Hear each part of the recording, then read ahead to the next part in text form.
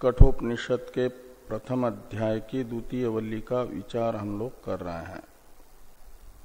इस वल्ली के 19वें मंत्र का विचार आज करना है। 18वें मंत्र में यमराज जी ने नचिकेता के द्वारा पृष्ठ आत्मा का साक्षात निर्देश कर ये कहा कि निर्विकार चिद्रूप आत्मा है, समस्त विकारों से रहित चेतन आत्मस्वरूप है। अब उसमें कोई क्रिया या क्रियाफल आश्रयत्व रूप विकार नहीं है, ये पूर्व में कहा। और जो आत्मा को क्रिया तथा क्रियाफल आश्रयत्व रूप विकार से रहित निर्विकार मैं हूं ऐसा जानता है, वह तो मुक्त होता है, आत्मा का यथार्थ दर्शी है वो। और जो आत्मा के इस प्रकार के स्वरूप को न जान करके क्रिया और क्रियाफल आश्रय रूप ही आत्मा को जानता है, वह अनात्मज्ञ है, आत्मा के यथार्थ स्वरूप को जानने वाला नहीं है। इसलिए उसमें बंध की निवृत्ति नहीं होती, संसार में ही वह बना रहता है, संसारी ही है। इसे कह रहे हैं 19वें मंत्र में। आत्मज्ञान तो है निर्विकार चेतन मैं हूं, समस्त क्रिया तथा क्रियाफल अनाश्रय मैं हूं, ये ज्ञान यथार्थ ज्ञान है। क्रिया तथा क्रियाफल आश्रय मैं हूं, क्रियाश्रय का अर्थ होता है कर्ता, क्रियाफल आश्रय का अर्थ होता है भोक्ता। तो मैं कर्ता भोक्ता हूं, यह ज्ञान आत्मा का विपरीत ज्ञान है, यथार्थ ज्ञान नहीं। आत्म विपरीत ज्ञान संसार प्रापक है, आत्म यथार्थ ज्ञान संसार निवर्तक है। इसे कह रहे हैं हंता चेत मन्यते इत्यादि से। इसमें हंता चेत मन्यते हंतुम में जो द्वितीय पद है चेत ये निपात यदि अर्थ में है। मन्यते का कर्ता है हंता, हंता कहते हैं हनन क्रिया का कर्ता, और हनन क्रिया ये उपलक्षण है समस्त क्रिया का। इसलिए हंता शब्द का अर्थ हो जाएगा क्रियाओं का अपने आप को आश्रय अनुभव करने वाला। और जितनी भी क्रियाएं हैं वे सब की सब गीता कहती हैं प्रकृति के गुणों से निर्वृत्त होती है, संपन्न होती है। प्रकृते क्रियमाणानि गुणैः कर्माणि सर्वशः, प्रकृति के गुणों से ही सारे कर्म किए जा रहे हैं। लेकिन अहंकारी मूढ़ात्मा कर्ता अहम इति मन्यते, तो प्रकृति के गुणों में तादात्म्य अभिमान करके प्रकृति के गुणों का धर्मरूप जो कर्म है उसमें उसको अपने में आरोपित करके समझ लेता है कि मैं ही करता हूं।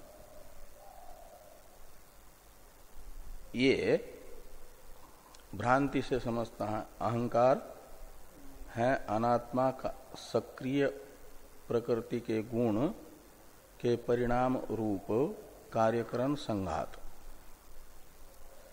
ये प्रकृति के गुण हैं और इसमें तादात्म्य अभिमान अहंकार कहलाता है।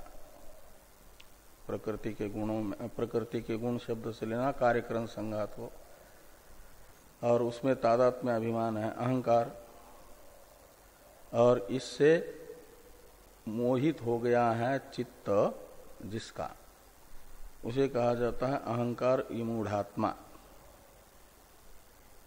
आत्मा शब्द का अर्थ है वहां पर चित्त यानी अंतःकरण बुद्धि।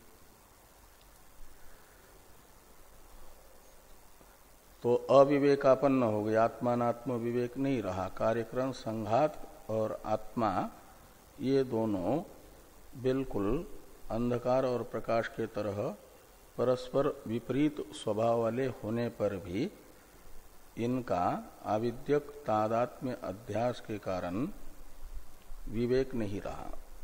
यही विमोह है, और उससे विमोहित है, विमूढ़ है अंतःकरण जिसका, यानी भ्रांत पुरुष। वह भ्रांति से अपने आप को कर्ता समझता है। तो क्रिया आश्रय अनात्मा है और उसमें आत्माभिमान करने से आत्मा में क्रिया का आरोप करके आत्मा को क्रिया का आश्रय समझने वाला, उसे यहां पर हंता शब्द से लेना। अनात्मा देहादि को ही मैं समझने वाला, तो देहादि सक्रिय है तो अपने आप को देहादि रूप समझने वाला भी सक्रिय समझेगा, यानी कर्ता समझेगा। तो हंता यानी कर्ता चेत। हंतुम मन्यते, तो हनन क्रिया के कर्म के रूप में अध्यार करना प्रकृत आत्मा का, येनम आत्मानम हंतुम मन्यते चेत हंता येनम आत्मानम हंतुम मन्यते। तो प्रकृत आत्मा को हनन करता यदि मानता है कि मैं इसका हनन करूंगा, इसे मारूंगा, विनाश करूंगा, इसका नष्ट करूंगा आत्मा को, यद्यपि उसे तो कहा कि न म्रियते, जो अविनाशी है उस अविनाशी आत्मा को यदि नष्ट करना चाहता है कौन? अपने आप को कर्ता समझने वाला। अपने आप को कर्ता समझने वाला है कार्यक्रम संघात रूप समझने वाला। इस अविनाशी आत्मा का विनाश मैं करूंगा, ऐसा यदि चिंतन करता है, उसे हनन क्रिया का समझ लेता है एक प्रकार से कर्म, इसको मारूंगा, नष्ट करूंगा। हनन क्रिया का फल है विनाश और उसका आश्रय बनाऊंगा, ऐसा यदि समझता है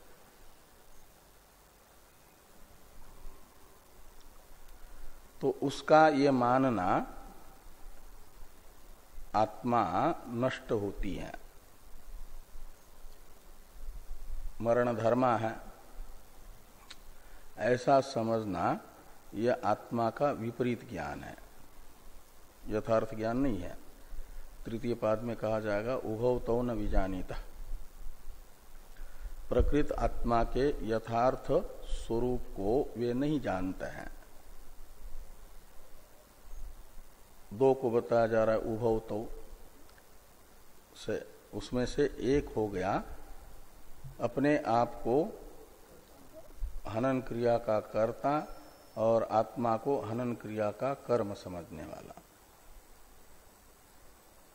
आत्मा को मैं नष्ट करूंगा ऐसा समझने वाला एक अज्ञानी है, वो आत्मा के यथार्थ स्वरूप का दृष्टा नहीं है कहा। दूसरा एक अज्ञानी बताया जा रहा है, हतश्चेन मन्यते हतम, और दूसरा भी अनात्मा कार्यक्रम संघात रूप ही अपने आप को समझ करके जिस कार्यक्रम संघात को नष्ट किया जा रहा है उसमें तादात्म्य अभिमान जिसका है वह कार्यक्रम संघात के हनन से समझेगा अपना हनन। कार्यक्रम संघात तो हनन क्रिया से जन्य फल का आश्रय होता है। हनन क्रिया फलाश्रयत्व कार्यक्रम संघात अनात्मा होने से उसमें है, और वह हनन क्रिया फल का आश्रय बनने वाला कार्यक्रम संघात ही मैं हूं, ऐसा अभिमान जिसका है वह अपने आप को समझेगा कार्यक्रम संघात के हत होने से हत अपने आप को ही हनन क्रिया फलाश्रय समझेगा, मैं मारा गया ऐसा मानेगा। तो उसका भी यह मानना गलत है, क्योंकि कहा पूर्व में न हन्यते हन्यमाने शरीर है, तो शरीर के हत होने से आत्मा हत नहीं होता है। ये 18वें मंत्र का चतुर्थ पाद बता रहा है, और यहाँ कार्यक्रम संघात के हनन से अपना हनन समझने वाला ये दूसरा हुआ। एक हुआ आत्मा का अपने आप को हंता समझने वाला, और एक है अपने आप को हत समझने वाला।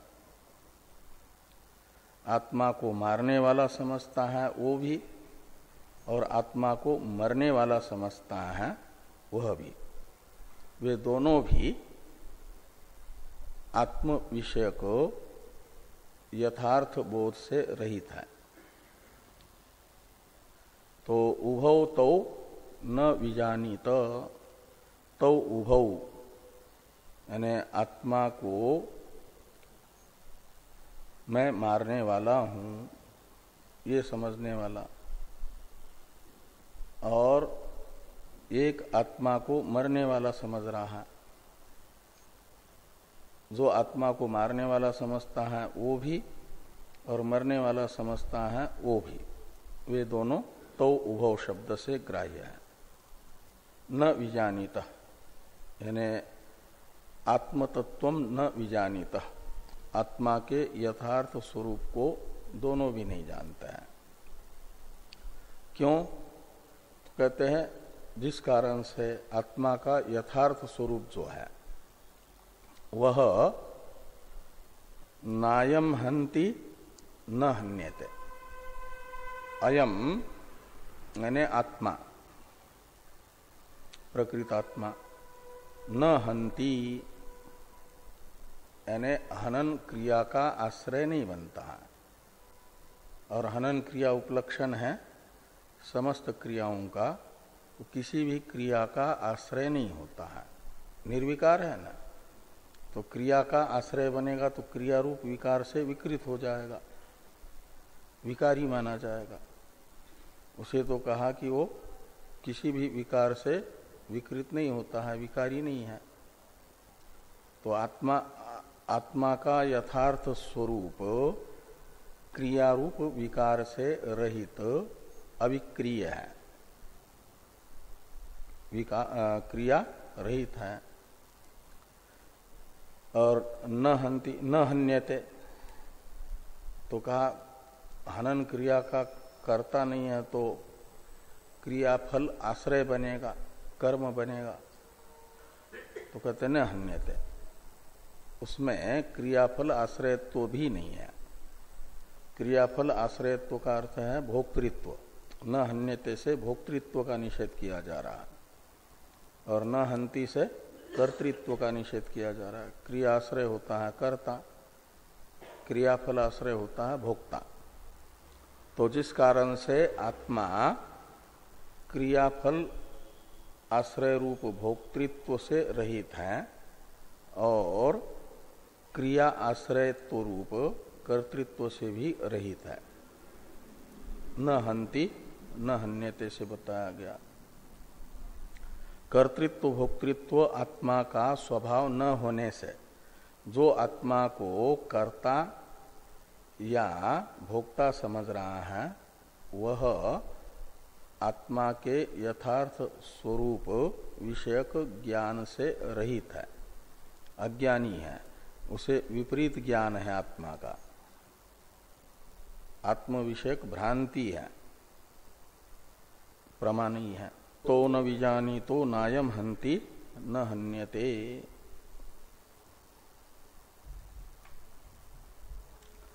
भाष्य है, थोड़ा भाष्य को देखिए।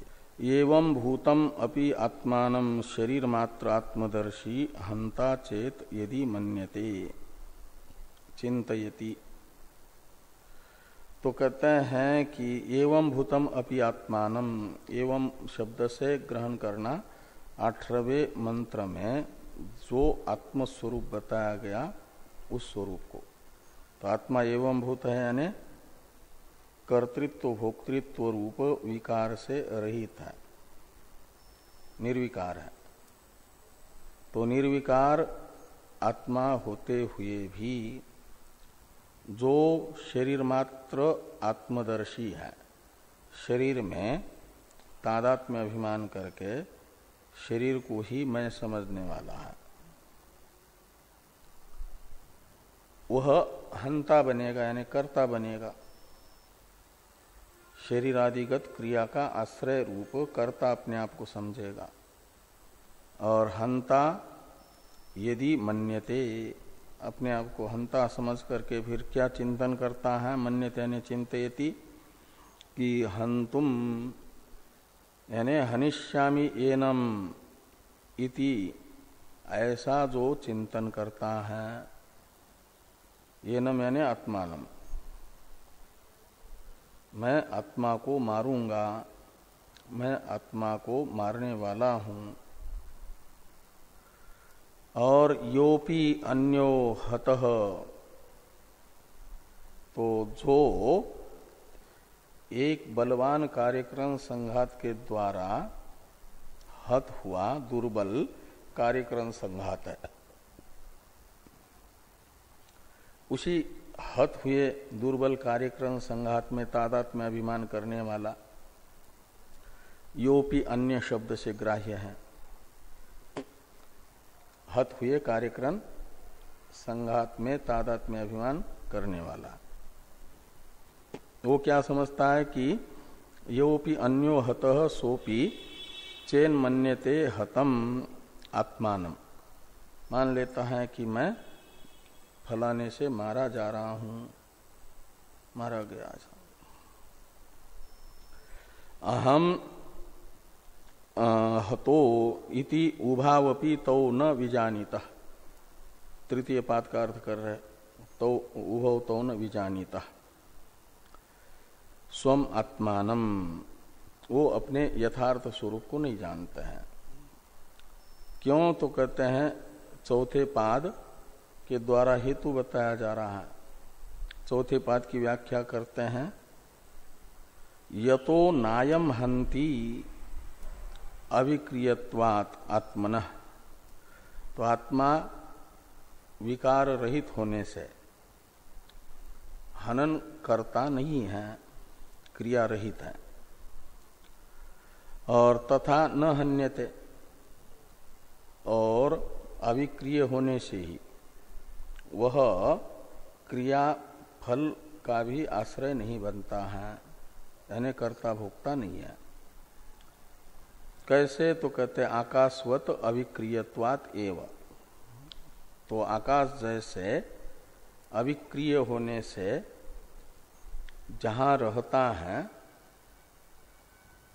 उसके क्रिया से क्रियावान नहीं होता और जहाँ रह रहा है उसके क्रियाफल आश्रित आश्रय बनने से क्रियाफल का आश्रय नहीं बनता।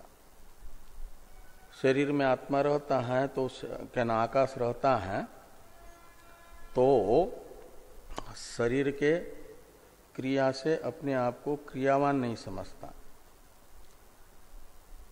आकाश व्यापक होने से शरीर में भी रहेगा, तो शरीर से होने वाली क्रियाएं शरीर में तादात्म्य अभिमान आकाश का न होने से आकाश मैंने की वह क्रिया ऐसा अभिमान नहीं करता। और शरीर के क्रियाफल आश्रय बनने से आकाश अपने आप को क्रियाफल आश्रय अनुभव नहीं करता। ऐसे ही आत्मा भी वस्तुतः आकाश से भी सूक्ष्म होने से सब शरीरों में तो रहता है, व्यापक होने से और सूक्ष्म होने से रहेगा सब शरीरों में, लेकिन उसका असंगो ही अयम पुरुष के अनुसार वस्तुतः तादात्म्य अभिमान किसी भी शरीर के साथ नहीं होगा। अविद्या से हो जाए वो भ्रांति हो जाए वो अलग बात, लेकिन वास्तविक रूप से आत्मा तो असंग होने से सक्रिय कार्यक्रम संघात में रहने पर भी उससे असंग है। इसलिए सक्रिय कार्यक्रम संघात की क्रिया से रहित है, न हंति से बताया गया। और वही सूक्ष्म तथा व्यापक असंग होने से क्रियाफल का आश्रय बनने वाले कार्यक्रम संघात में रहने पर भी ये स्वयं क्रियाफल का आश्रय भी नहीं बनेगा। न लिप्यते लोक दुखे न, क्यों तो कहता बाह्य है, श्रुति कहती है बाह्य यानी असंग है उससे, इसलिए कहा कि न हन्यते यानी क्रियाफल का आश्रय भी नहीं है। इसलिए वास्तविक आत्म स्वरूप में न तो क्रिया तथा क्रियाफल का कोई संसर्ग है और क्रिया क्रियाफल तथा कारक यही संसार है। तो कारक क्रिया क्रियाफल रूप जो संसार है, यह संसार वस्तुतः आत्मा में नहीं है। और उस आत्मा के वास्तविक स्वरूप में जो जानता है वह भी क्रियाकारक फल फलात्मक जो संसार है उससे रहित हो जाता है, उसका संसार से कोई संबंध नहीं बनता। इसे कहा जा रहा है अतो इत्यादि से। अतो अनात्मज्ञ विषय एव धर्मा धर्मादि लक्षण संसारो न ब्रह्मज्ञस्य। हाँ, वो अनात्मज्ञ का है, अतः का नहीं। तो अतः यानी आकाश के तरह अविक्रिय आत्मा होने से ही कोई भी जो धर्माधर्मादि लक्षण संसार है वह आत्मा का नहीं है। आत्मा में क्रिया तथा क्रिया फल रूप संसार की सिद्धि नहीं होती। यह तो प्रतीक में अतः छूट गया है। अतः अनात्मज्ञ विषय ऐसा होना था प्रतीक में भी। तो टीकाकार अवतरण लिखते हैं अनात्मज्ञ विषय एव, इसका टीका में लिखा है ना अनात्मज्ञ विषय एव, वहीं पर अतः भी होना चाहिए क्योंकि एक वाक्य है वहां से शुरू हो रहा। तो यदि अविक्रिय एव आत्मा तरही धर्मादि अधिकारी अभावात तद सिद्धो संसार उपलम्भ एव न स्यात् इति आशंक्य आह अनात्मज्ञ विषय एव। तो कहते हैं यदि आत्मा अविक्रिय है यानी क्रियाश्रय नहीं है, तब तो शास्त्रीय क्रिया रूप जो धर्म, शास्त्र निषिद्ध क्रिया रूप जो अधर्म, इस धर्माधर्म का निवर्तक कोई अधिकारी नहीं होगा, तो अधिकारी के न होने से तद सिद्धौ, धर्माधर्म का निर्वर्तक न होने से धर्माधर्मादि की निष्पत्ति नहीं होगी। तद सिद्धौ का अर्थ है धर्माधर्मादि की निष्पत्ति न होने से।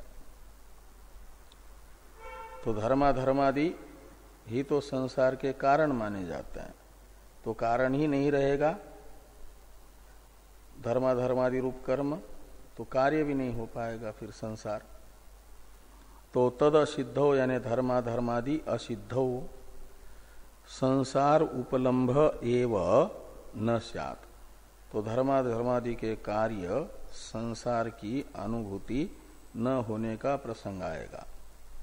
लेकिन अनुभूति हो रही है का अर्थ है दृष्ट विरोध।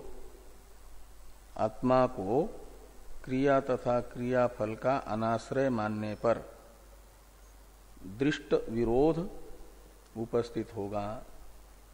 दृष्ट विरोध यानी प्रत्यक्ष विरोध उपस्थित होगा। इस प्रकार की यदि कोई शंका करता है तो भाष्कर भगवान ने लिखा अतो अनात्मज्ञ विषय एव धर्माधर्मादि लक्षण संसार। तो जिस कारण से आत्मा क्रिया तथा क्रियाफल अनाश्रय है, वस्तुतः आत्मा क्रिया क्रियाफल का आश्रय नहीं है, और आत्मा के वास्तविक उस स्वरूप को जानने वाला जो है वो है आत्मज्ञ। उस आत्मज्ञ में तो धर्माधर्मादि न होने से उसका फल भूत जो संसार है वो भी नहीं रहेगा। धर्माधर्मादि भी नहीं रहेंगे, उनका फल भी नहीं रहेगा।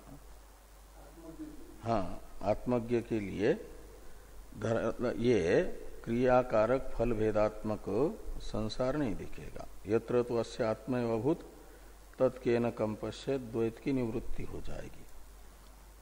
द्वैत में द्वैत बाधित होगा ना, उसके लिए सत्य द्वैत नहीं रहेगा। और जिसका द्वैत बाधित नहीं है लेकिन द्वैत में सत्यत्व बुद्धि है, द्वैत का अधिष्ठानभूत अद्वितीय आत्मतत्व का ग्रहण जिसको नहीं हो रहा है, अधिष्ठान का अज्ञान है जिसको, रस्सी के विशेष स्वरूप का जिसको अज्ञान है, उसी को मंद अंधकार में सर्पादि की भ्रांति होती है। रस्सी का ज्ञान जिसको है उसे मंद अंधकार में भी सर्पादि नहीं दिखते हैं, रस्सी ही दिखती है।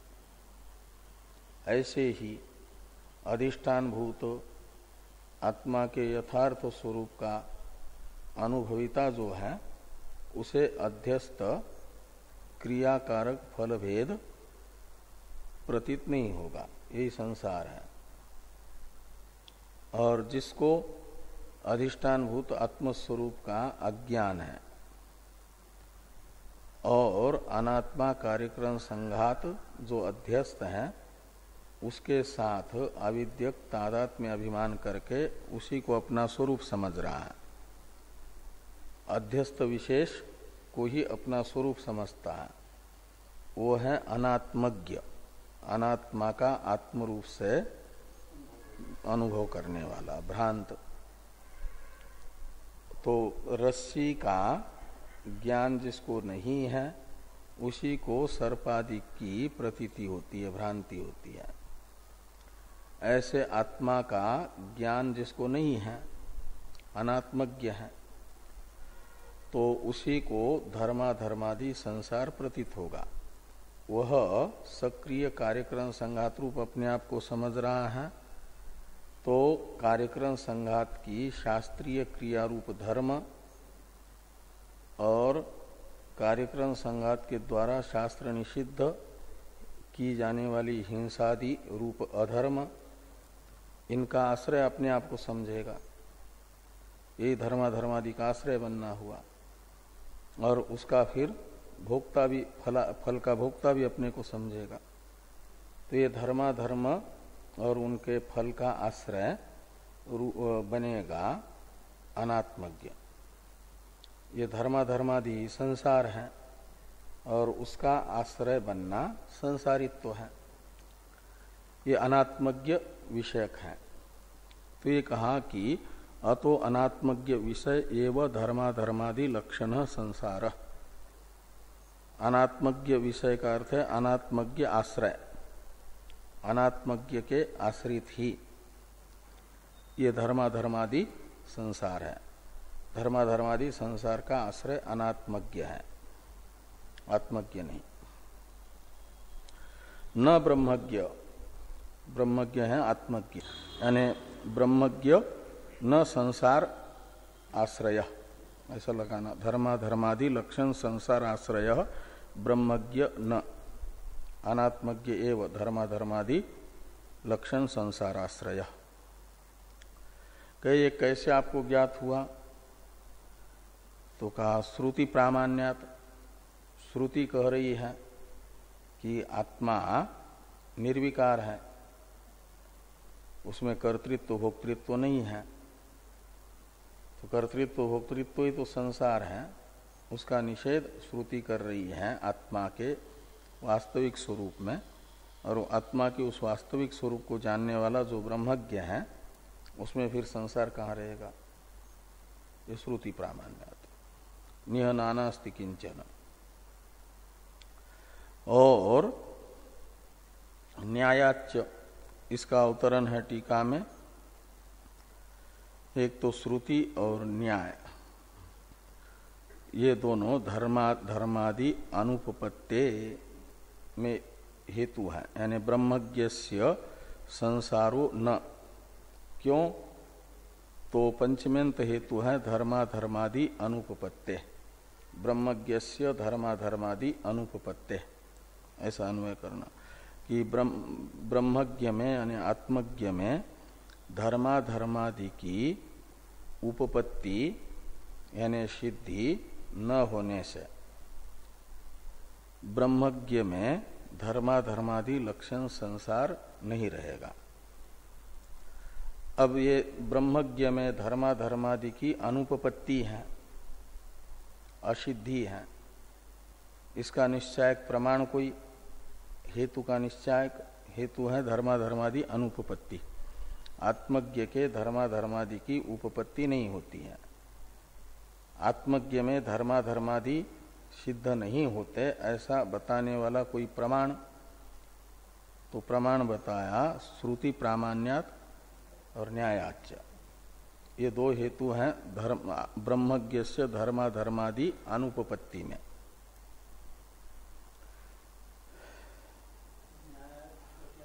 तो न्याय बता रहे हैं अवतरण में टीकाकार। तो यद अज्ञानात् प्रवृत्ति स्यात् तज ज्ञानात् सा कुतो भवेत, ये न्याय है। इति न्यायात्, जिसके अज्ञान से प्रवृत्ति होती है, जिस वस्तु का अज्ञान प्रवृत्ति का कारण है, उस वस्तु का ज्ञान होने पर वह प्रवृत्ति नहीं रहेगी, क्योंकि उस वस्तु का ज्ञान प्रवृत्ति का हेतुभूत जो अज्ञान है उसका निवर्तक बनेगा। तो निमित्तापाये नैमित्तिकस्यापि अपाय। तो जिस वस्तु का अज्ञान निमित्त है वह अज्ञान प्रवृत्ति का निमित्त भूत उस वस्तु के ज्ञान से निवृत्त होने पर प्रवृत्ति नहीं होगी। और प्रवृत्ति है धर्माधर्म, दो प्रकार की, धर्म अनुकूल प्रवृत्ति, अधर्म अनुकूल प्रवृत्ति, ये नहीं होगी। तो आत्मा के अज्ञान से ही धर्माधर्मादि में प्रवृत्ति होती है। जिसको आत्मा के वास्तविक स्वरूप का ज्ञान नहीं है, वह अध्यास भाष्य में भाष्यकार भगवान ने बताया ना कि शास्त्रीय व्यवहार में भी देहातिरिक्त आत्मज्ञान मात्र अपेक्षित है, लेकिन वेदांत प्रतिपाद्य जो अष्टाया पिपासादि से रहित आत्मा के यथार्थ स्वरूप का ज्ञान है वो अपेक्षित नहीं है। उल्टा वो तो विरोधी है, उच्छेदक है। इसलिए धर्माधर्मादि का निमित्त है आत्म विषयक अज्ञान ही, और उस आत्म विषयक अज्ञान निमित्तक जो धर्मादि है आत्म विषयक ज्ञान होने पर कैसे रहेंगे? आत्म अज्ञान से निष्पन्न होने वाले धर्माधर्मादि आत्मा का ज्ञान होने पर उनका निमित्त अज्ञान आत्म विषयक न रहने से वे भी चले जाएंगे, वो भी सिद्ध नहीं हो पाएंगे। ये न्याय है। तो यद अज्ञानात् प्रवृत्ति स्यात् तज्ज्ञानात् सा कुतो भवेत इति न्यायाच्य आत्मज्ञस्य धर्मादि नोपपद्यते अत आत्मज्ञ सदा मुक्त एव इति आह न्यायाच्य। तो जिस वस्तु के अज्ञान से प्रवृत्ति होती है उस वस्तु का ज्ञान होने पर वह प्रवृत्ति कैसे होगी का अर्थ है नहीं होगी, कुतः शब्द आक्षेप अर्थ में है। इस न्याय से आत्मज्ञस्य धर्मादि नोपपद्यते, क्योंकि आत्मा के अज्ञान से ही धर्मादि की उपपत्ति होती है। वह आत्मज्ञान होने पर धर्मादि का निमित्त आत्म अज्ञान नहीं रहेगा तो धर्मादि की उपपत्ति नहीं होगी, धर्मादि सिद्ध नहीं होंगे। एक न्यायात से धर्मादि अनुपपत्ति।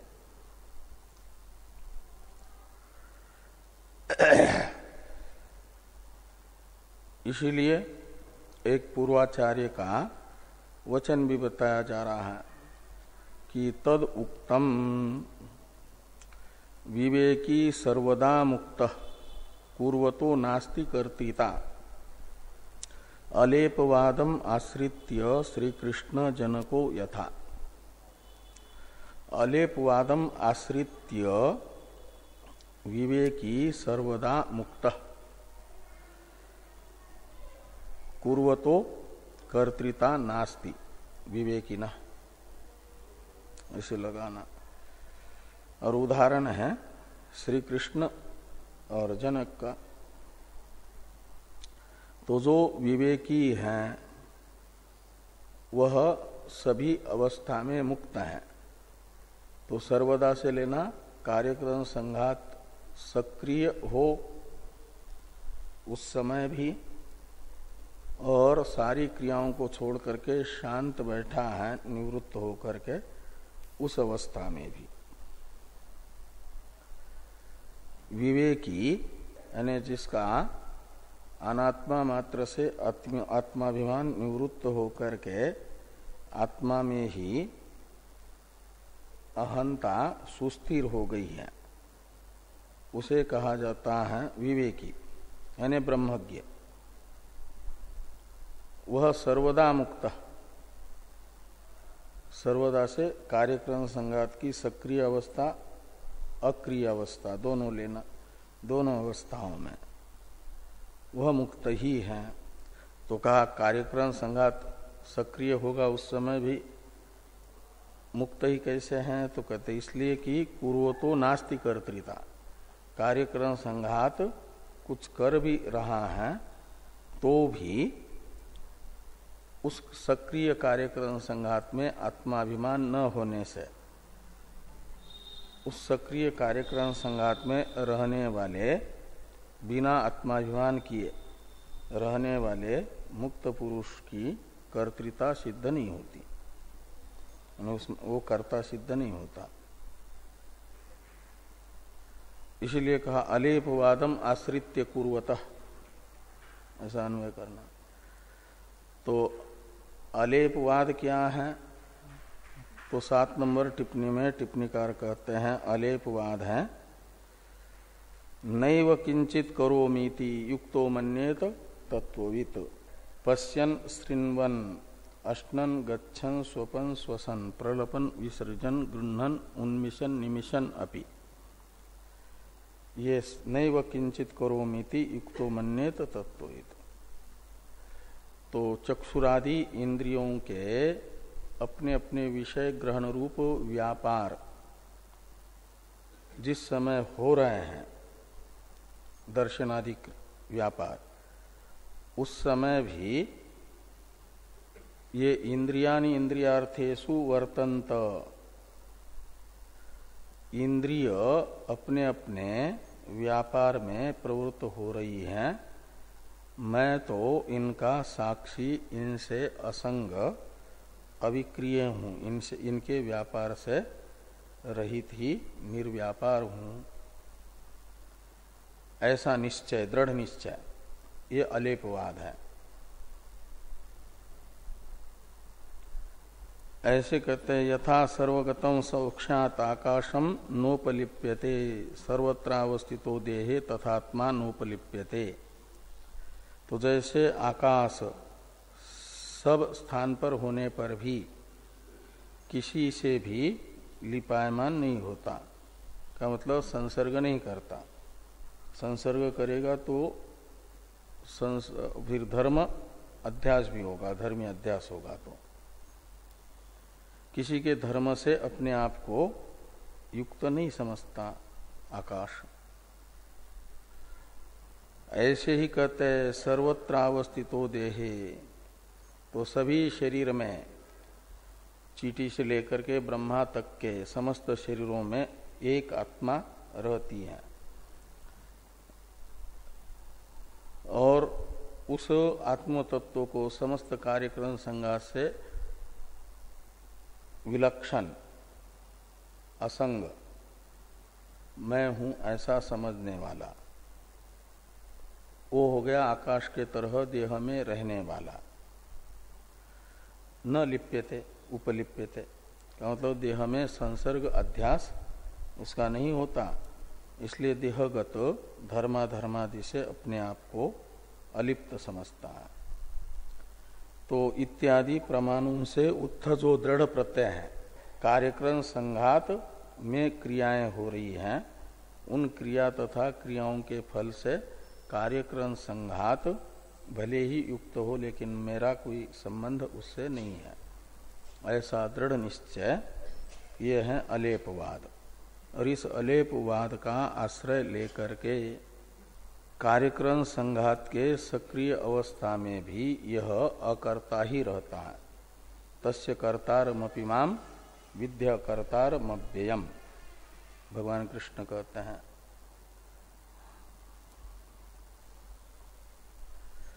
तो इस प्रकार ये 19वें मंत्र की चर्चा पूरी होती है। 20वें मंत्र का अवतरण है भाष्य में कथम पुनः आत्मानं जानाति इति उच्यते। इस अवतरण भाष्य की भी अवतरण टीका है कि अकामत्वादि साधनांतर विधानार्थम उत्तर वाक्यम अवतारयति कथम पुनः इति। तो साधनांतर, इसमें साधन शब्द से लेना पूर्व में बताए गए जो साधन है ब्रह्म ज्ञान के, आचार्य उपदेश, ओंकार उपासना, ये है साधन। और साधनांतर से लेना पूर्वोपदिष्ट आचार्य उपदेश ओंकार उपासना रूप साधन से भिन्न साधनांतर आत्मज्ञान के। वो कौन है? वो है अकामत्वादि। अकामत्वादि रूप जो पूर्वोक्त साधन से भिन्न साधनांतर हैं, उनका विधान करने के लिए उत्तर वाक्य है और उसका अवतरण लिखते हैं भगवान भाष्यकार कथम पुनः आत्मानम इत्यादि से। अनु अनियान इत्यादि वाक्य अकामत्वादि साधनांतर का ब्रह्म ज्ञान के साधन के रूप में विधान करने के लिए है। और इस ब्रह्म ज्ञान के साधनांतर को बताने वाले मंत्र का अवतरण भाष्यकार भगवान ने लिखा कथम इत्यादि। कथम इस पर 1 नंबर टिप्पणी है। टिप्पणीकार लिखते हैं कि हंत्रित्वादिना ज्ञानं चेत नात्म ज्ञानम केन तर्हि रूपेण साधनेन च तज्ज्ञानम इति पृच्छति कथम पुनः इति। 19वें मंत्र में कहा कि आत्मा को हंता समझने वाला या हत समझने वाला यथार्थ ज्ञानी नहीं है, आत्मज्ञ नहीं है, अनात्मज्ञ है। तो हंत्रित्व रूप से और हतत्वादि रूप से यानी कर्तृत्व भोक्तृत्व रूप से आत्मज्ञान यदि यथार्थ ज्ञान नहीं है तो फिर किस रूप से आत्मज्ञान यथार्थ ज्ञान माना जाएगा? और वह आत्मा का यथार्थ ज्ञान कौन से साधन से होगा? पूर्वोक्त साधनों से भिन्न कौन से साधनांतर हैं जिनके आने से आत्मा का जो यथार्थ स्वरूप है वह अनुभव में आता है? ये कथम पुनः इत्यादि से पूछा गया। ये टिप्पणीकार ने लिखा कि हंत्रित्वादिना ज्ञानं चेत न आत्मज्ञानम केन तर्हि रूपेण, तब किस रूप से आत्मा का ज्ञान यथार्थ ज्ञान माना जाएगा? और केन साधनेन च, और वो आत्मा के यथार्थ स्वरूप के ज्ञान के साधन भी कौन है?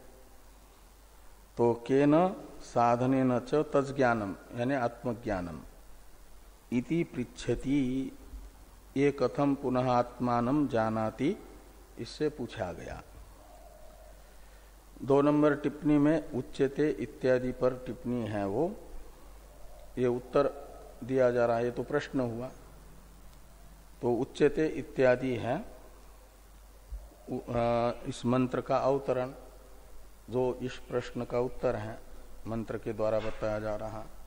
इस पर टिप्पणी है 2 नंबर, अन्यस्त्वादि उपलक्षित सर्वाधिष्ठानत्वेन अकामत्वादिना च साधनेन इति आशयन उत्तरयति उच्यते इति। तो कहते हैं आत्मा का हंत्रित्वादि रूप से ज्ञान तो यथार्थ ज्ञान नहीं है, तो यथार्थ ज्ञान कैसे होगा फिर? तो संसार में जो अणु रूप से महद रूप से प्रसिद्ध पदार्थ हैं, उन सब पदार्थों के अधिष्ठान के रूप से आत्मा का ज्ञान यथार्थ ज्ञान माना जाएगा। जो अणुत्वेन रूपेण प्रसिद्ध सर्षपादी है, महत्वेन रूपेण प्रसिद्ध पृथ्वी पर्वतादि है, उन सब का अधिष्ठान मैं हूं ऐसा ज्ञान, वो आत्मा के यथार्थ स्वरूप का ज्ञान है। सर्वाधिष्ठानत्वेन रूपेण ज्ञान आत्मा का यथार्थ ज्ञान माना जाएगा।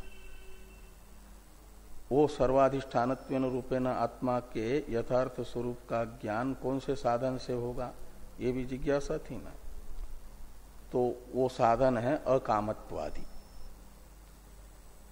वो बताए जा रहे हैं अक्रतु, इस शब्द से अकामत्व बताया जा रहा है। तमः पश्यत्य कर्तु, तमः क्रतु पश्यति वीत शोक, इसमें अक्रतु शब्द अकामत्व रूप साधन को बताता है। और आदि शब्द से नाविरत दुश्चरितात इत्यादि से बताया गया जो साधन है वो लेना। तो ये अकामत्वादि जो साधनांतर है इन साधनांतरों से सर्वाधिष्ठानत्वेन रूपेण आत्मा के यथार्थ स्वरूप का ज्ञान होता है।